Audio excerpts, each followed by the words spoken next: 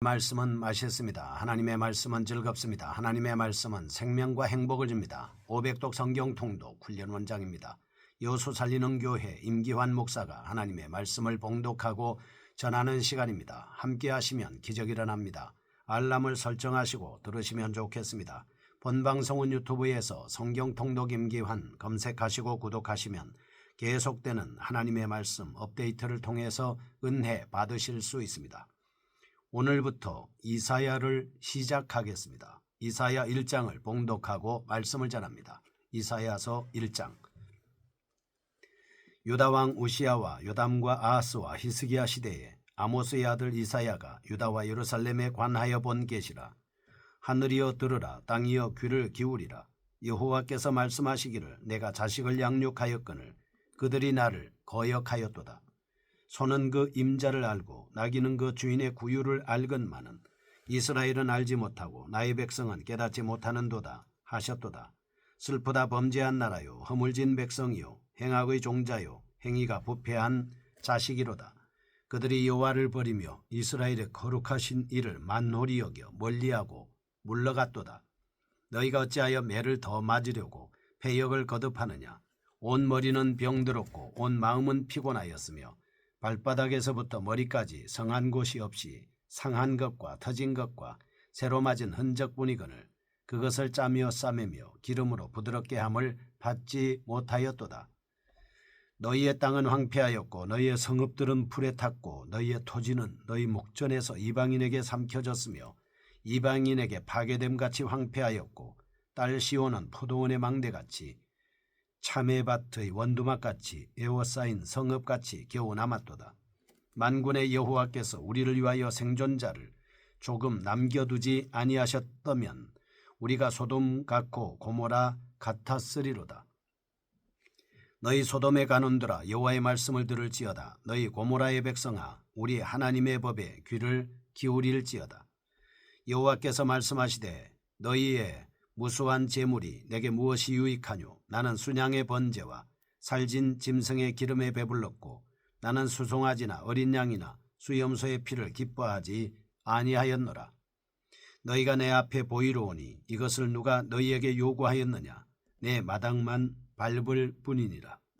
헛된 재물을 다시 가져오지 말라. 분향은 내가 가중히 여기는 바요 월삭과 안식일과 대회로 모이는 것도 그러하니 성회와 아울러 악을 행하는 것을 내가 견디지 못하겠노라. 내 마음이 너희의 월삭과 정한 절기를 싫어하니 그것이 내게 무거운 짐이라. 내가 지기에 곤비하였느니라.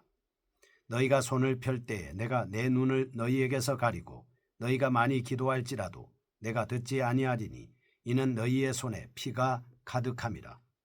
너희는 스스로 씻으며 스스로 깨끗하게 하여 내 목전에서 너희 약한 행실을 버리며 행악을 그치고 선행을 배우며 정의를 구하며 학대받는 자를 도와주며 고아를 위하여 신원하며 과부를 위하여 변호하라 하셨느니라.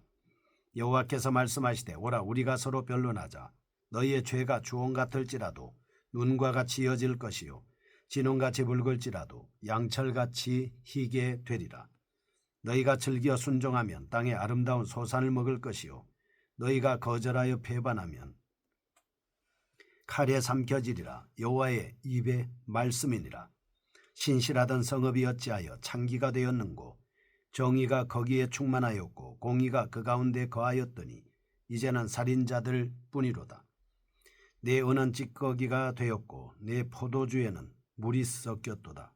내 고관들은 패역하여 도둑과 착하며 다 뇌물을 사랑하며 예물을 구하며 고아를 위하여 신원하지 아니하며 과부의 송사를 수리하지 아니하는도다.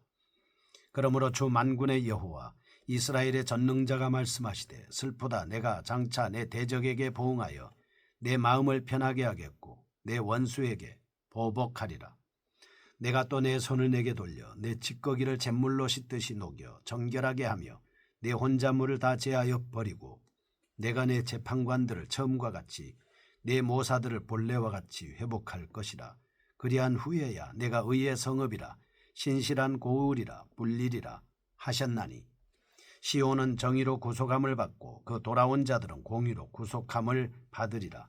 그러나 패역한 자와 죄인은 함께 패망하고 여호와를 버린 자도 멸망할 것이라.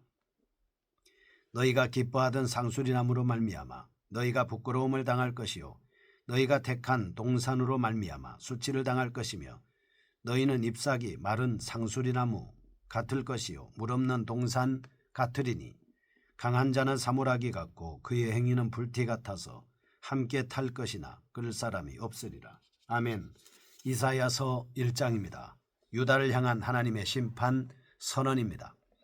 이사야는 이스라엘의 왕국 분열 이후에 활동했던 BC 9세기 엘리사의 뒤를 이어 아모스, 호세야, 미가와 함께 사역했던 BC 8세기의 선지자입니다. BC 8세기의 선지자들의 특징은 그들 대부분이 기록 선지자라는 점입니다. 그들은 하나님으로부터 자신이 받은 계시를 기록하며 문서의 형태로 남겼습니다. 그 이전 선지자들의 예언은 전 선지서인 여호수아에서 열왕기서의 역사적 기록 사이에 삽입대로 기억되었으나 비록 8세기 이후 선지자들은 자신들이 받은 예언적 계시를 주로 내용으로 하고 꼭 필요한 역사적 사실만을 간략히 기록하고 있는 형태의 선지서를 기록으로 남겼습니다. BC 8세기 시대적 특징을 반영하고 있는 본서는 내용적 구조적으로 1장에서 39장은 하나님의 택하신 나라인 유다를 향한 하나님의 심판에 관하여 40에서 66장은 하나님의 구원과 위로에 관하여 언급하고 있습니다. 좀 더 세분해 보면 1장에서 12장까지는 이스라엘과 유다의 심판입니다. 13절에서 27장은 만국의 심판입니다. 28장에서 35장은 재앙과 복을 선언합니다. 36장에서 39장은 역사적인 서술입니다.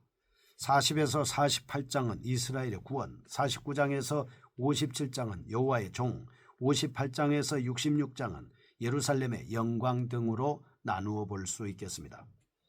본서의 첫 번째 부분에 해당되는 1장에서 12장은 이사야 선지자의 소명에 관한 내용이 기록되어 있는 6장을 중심으로 구조상 대칭을 이루고 있습니다. 주제는 유다를 향한 하나님의 책망과 심판 선언입니다. 1절은 예언의 시대적 상황과 기자, 예언의 대상이 기록되어 있습니다. 2절에서 9절은 유다의 배역과 그에 대한 책망입니다. 10절에서 17절은 외식적 죄사 의식에 관한 책망입니다. 18절에서 23절은 유다의 죄악에 대한 하나님의 변론적 책망입니다. 24에서 31절은 유다를 향한 하나님의 심판 선언 등으로 나누어 볼 수 있겠습니다.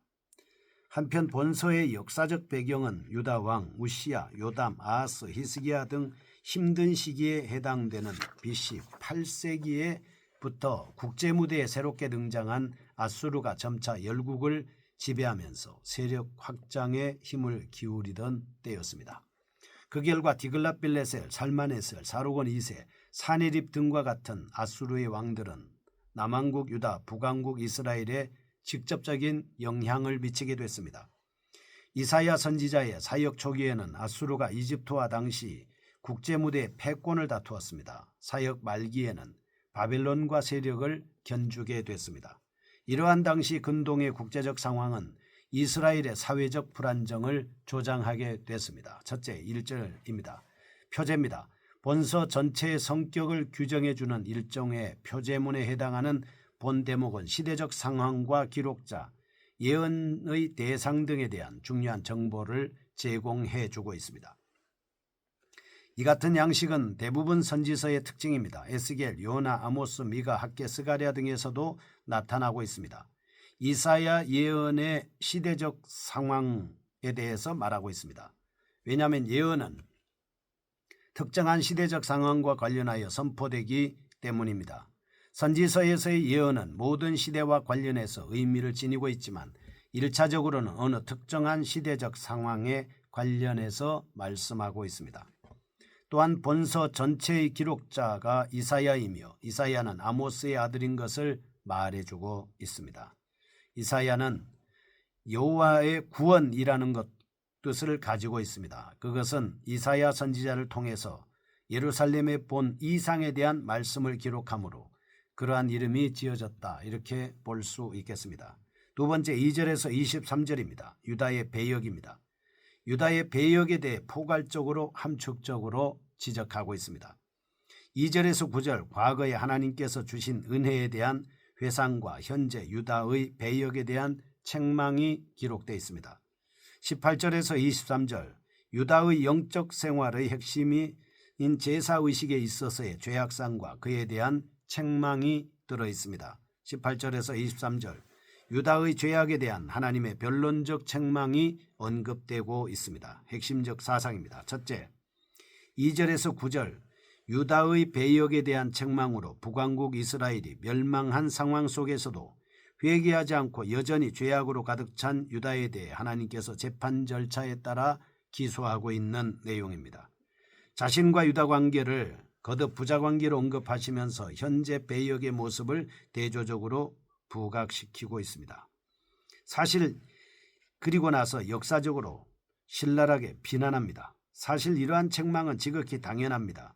이스라엘 역사를 회고해 보면 하나님을 향한 원망과 불평, 불순종이 뒤섞인 배역의 역사였다. 이렇게 볼 수 있죠. 8절 포도원 망대같이 자매밭의 원두막같이 에워싸인 성읍같이 겨우 남게 되었다. 이렇게 말씀하고 있습니다. 둘째입니다. 10절에서 17절 외식적 제사 의식에 관해 책망합니다. 2절에서 9절까지 말씀 이스라엘의 총체적 부패에 대해 개괄적으로 고발하던 이사야는 이제 좀 더 구체적으로 죄를 지적하고 있습니다.